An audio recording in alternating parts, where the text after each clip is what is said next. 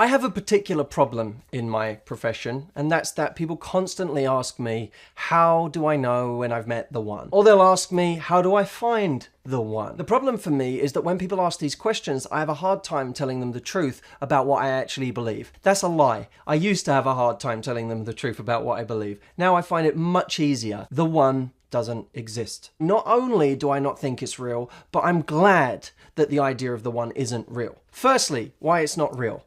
Take Jane. Jane has met the one at her college class. In fact, he just happened to sit next to her in her sociology class. She says, he's the one. I'm so happy that I finally met him. And what an incredible world where the one was sitting next to me in my sociology class. That would be an incredible world, Jane, because there's 7 billion people on Earth. This is slightly simplistic, but let's say 3.5 billion of them are men. Many of them are too young, and many of them are too old. We're left with approximately 1 billion guys. Let's just put these numbers into context for a minute.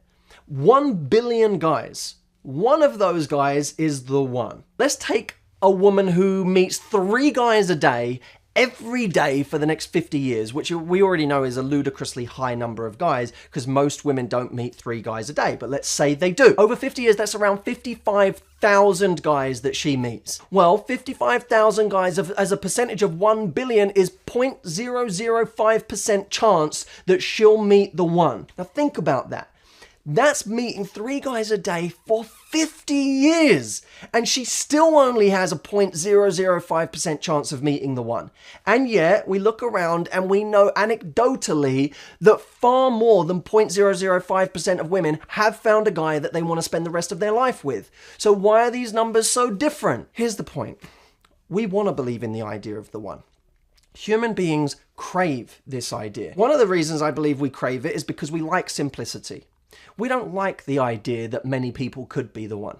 We like the idea that there's one person out there that's right for us. It's what movies have taught us, it's what books have taught us, and it seems neat and tidy, because if there's just one person out there, then I can just keep searching for that one person who it's supposed to be perfect with. What we have to do is we just have to sit back and wait for the one to arrive. And when they do, we'll know about it. There's a reason that I don't like this concept. What happens when you're in a relationship and the one cheats on you? What happens when you're in a relationship and the one starts disrespecting you or treating you badly consistently? There are 2 schools of thought on this. One person would say, stick around because they're the one. You have to fight it out and make it work because they're the one.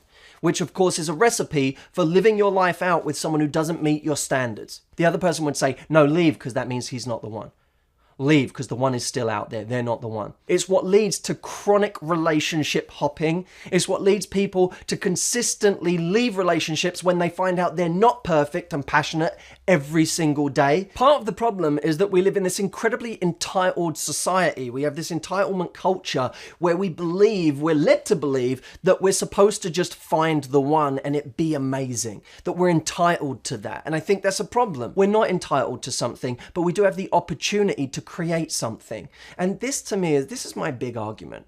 You know, I'm not a cynic. People will be watching this and this is what you'll see in the comments is people go, oh, but Matt, life has meaning and it somehow brings the one to you and that's how it works and you just don't get that. You're a cynic. I'm not a cynic. I believe that the idea of love at first sight is the most unromantic idea there is. If we believe that the one comes ready-made, we know we don't really have to work on a relationship. This person comes to us ready for us. And I think that's an abhorrent concept. The idea that I could look at someone across the room and, oh, they're just right for me and they've done nothing for me, but they're just right for me. What an insult to a marriage of 50 years where people look back and go, look at what this person has done for me. That's what makes them special, is how much they've invested in me, what we've built together. The idea of love at first sight is an insult to long-term relationships where people have actually built something through effort, through hard work. That to me is what's romantic, when people stick around for each other, when people look after each other, when they're a genuine team. I think what's romantic is when someone builds a relationship with us. I have a massive belief that an amazing relationship is built, it's not found. Creating opportunity, the fact that we even have the ability to do that, to walk outside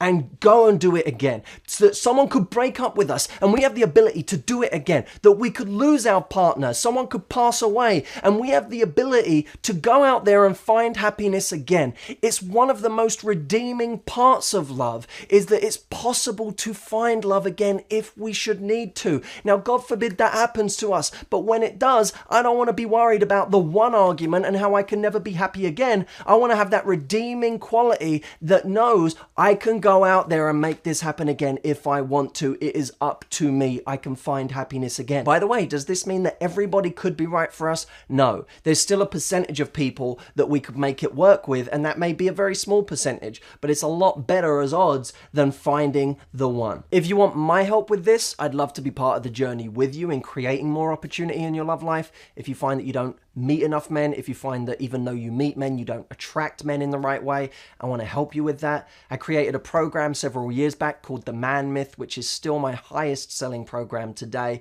It's helped so many women before you, and I would love for you to try it. So go to themanmyth.com if you want to see that, or click the link below. We'll link up below. And otherwise, I'll see you in my next video. Take care.